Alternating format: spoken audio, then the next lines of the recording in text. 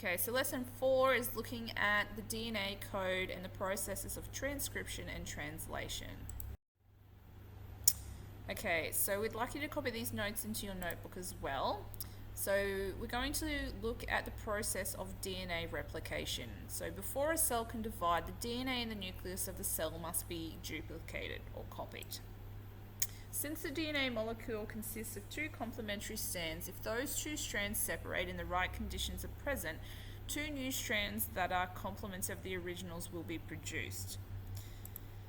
So each new DNA molecule will consist of one old strand and the one new complementary strand that has been created based on the code of the old strand.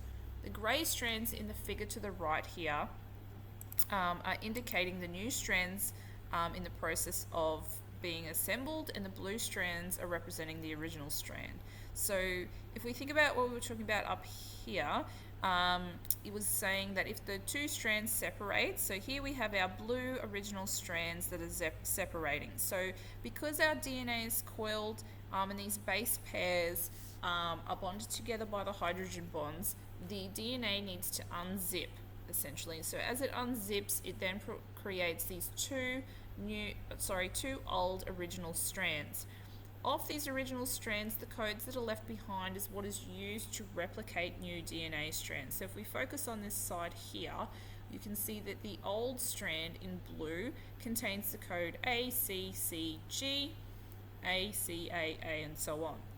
We can then see that the new strand that's being created, represented in grey, provides the complementary strands. So the matching base pairs are created to assemble to create our new strand of DNA. So G to go with C, G with C, G with C, T with A, G with C, T with A, and so on.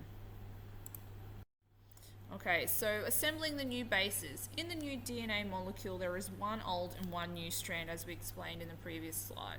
This is seen in the figure below. So this shows us just a little bit more nicely what the process looks like. So here we have the parental molecule DNA, so the parent DNA or our old DNA or our original strand of DNA that's going to be copied.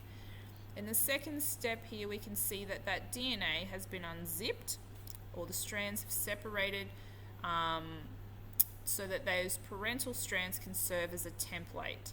Okay, so the nucleotides are going to be formed based on the new base pairs that are brought in and that pair up with our original strands. So A with T, C with G, G with C, and then on this side we have T with A, G with C, C with A. So you will notice that the new grey strand that is pairing with this side is actually the same as this side here.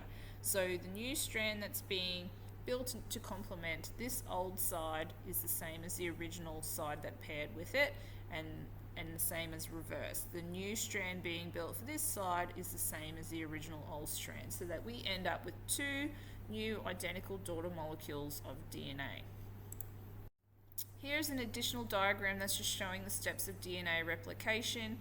That the original strand unwinds like a zip, so it's unzipping. The nucleotides are added following the base pairing rules A and T and C with G to provide our new two complementary strands of DNA.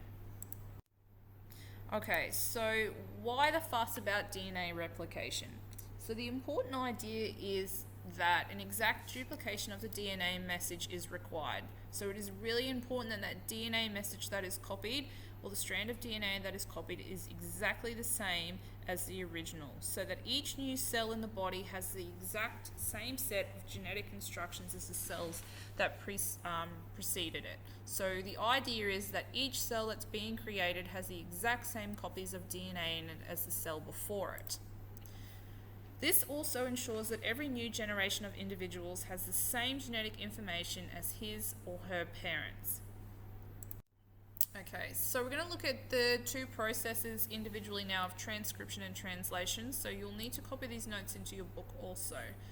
The first step in making a protein involves the unzipping of the gene's DNA, which we spoke about just previously.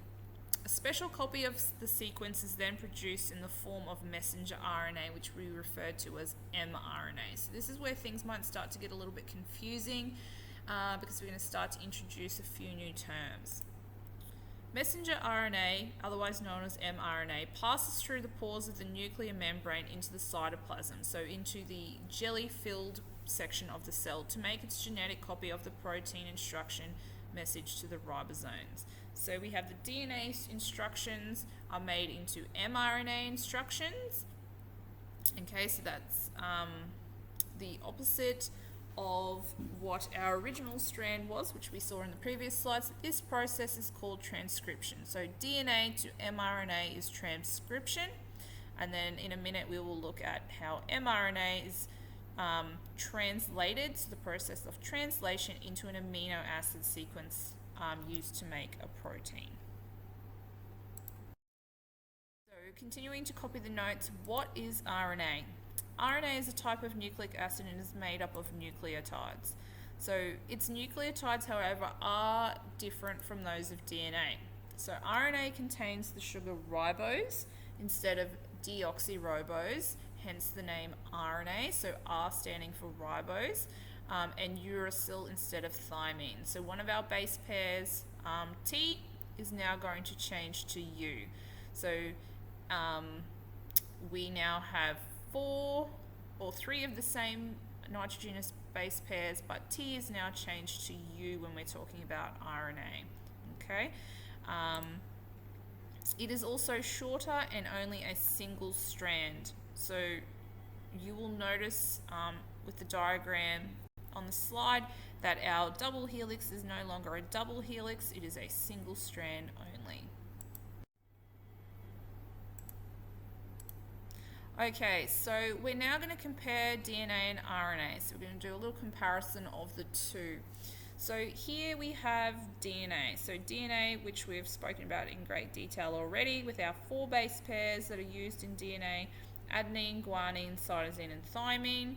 We know that it's a double helix structure. So now if we look at RNA. So RNA we spoke about in the last slide is a single structure, so it is much shorter, and that the 4 base pairs are generally the same except for the last one that we have here, so uracil. So you can see that thymine is no longer, instead we have uracil. Okay, so looking at the table, this nice little table comparison of the two, we can see the sugar that we use is deoxyribose, D for deoxyribose, and ribose in RNA, so R for ribose. Our base composition, or our base pairs, we have A, G, C, and T, and then for RNA we have A, G, C, and U, so there's one of our differences. And then the number of strands that we have is our double-stranded for DNA and single-stranded for RNA. So it will pay to make sure that you know the difference between DNA and RNA. Okay, so copying these notes down and moving on to translation. So translation, once our mRNA has reached the ribosome, its message needs to be translated into a protein. So the ribosome and another type of molecule called transfer RNA are involved in this process. So tRNA collects and transfers the appropriate amino acid to its matching code on the mRNA, hence the name tRNA, it's transfer RNA. These amino acids are joined together by the peptide bonds that make a protein. Okay, so looking at this diagram that we had on our transcription slide, DNA instructions transcribe to make mRNA, and then our mRNA translates to make amino acid sequence in a protein. Okay, so summarizing transcription and translation, if you could copy this text box into your notes as well. Protein synthesis involves 2 processes, transcription and translation. So in order to make proteins, we require these 2 processes. In transcription, the DNA message is converted into a RNA molecule, so that's an mRNA molecule, and in translation, the mRNA or the RNA message is used to assemble amino acids into a protein chain. Okay, so again, I've given you or supplied you with 2 little links here that will take you to some YouTubes that will also help to explain these processes. Would you like some further clarification on them? It'll just show you some visible examples of what they look like if you're able to access the internet.